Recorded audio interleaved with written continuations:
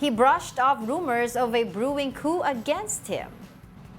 Escudero said such rumors are just part of being a politician. He said the coup rumors will not affect his work as the Senate president. Escudero replaced Senator Mig Zubiri 4 months ago after he was ousted by his fellow senators.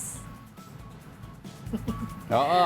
Okay. Alam mo, dati, bago mapalitan si Senator Mig Zubiri, mga ilang months din yung coup attempt na naririnig natin. Yung Actually, coup plots. every Senate President naman, makakarating ka ng coup attempt, coup plot to oust. Pag hindi nagugustuhan, hindi nasuserve yung gusto nila, ay palitan ng ating leader. And you have to remember, they're approaching a critical part sa Congress kasi magkakaroon na ng elections. Exactly. Aside from that, our elections, you have the budget na kailangan ipasa na. Oo, di ba? Kasi kung mag-deadlock ang Congress, pwede mag-partial shutdown ng government. Ang aga naman ito kay Senator Chis Escudero, 4 months. Yeah, diba? alam naman natin where there are meron na kaagad na coup rumors. alam naman natin where there are rumors, there's possibilities. Kay Senator, when si SP Mig Zubiri was still Senate President, there were sabi rumors. ni Senator Jinggoy nun? Hindi sinusuportahan ko si Senator Mig Zubiri. May multiple rumors at that time. Ngayon din siya din nagsasalita. Diba, si Senator Migs may multiple rumors, tapos hindi natuloy yung una. Oo Tapos yung pangalawa, hindi rin daw totoo, pero natuloy na. Kaya nga. So the last time,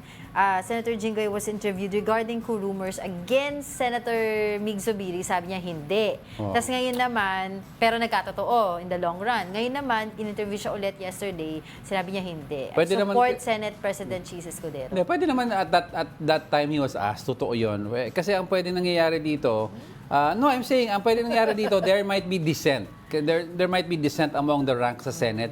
And a senator told a friend told another friend. Kaya kumalat, oy, napipiko na sila. Di ba? May Pero ganun grabe, pwede. no? Di ba? House of Cards talaga eh. That's why ako, kunyari ikaw, senador ka, parang mga iba ayaw mag-SP eh. Oo. Because Bigyan niyo na lang siya ng magandang committee para Blue bida-bida Ribbon, di ba? Yung budget committee, Ways and Totoo. Means. Oh, yan, Pero magaganda. grabe, no? Nasasayang lang yung pera natin sa mga ganitong ginagawa nila na every time na hindi magsuserve yung gusto nilang purpose, palitan yung leader. Diba? So, walang stability.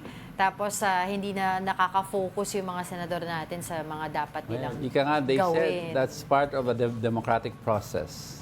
House of Cards. Game of Thrones.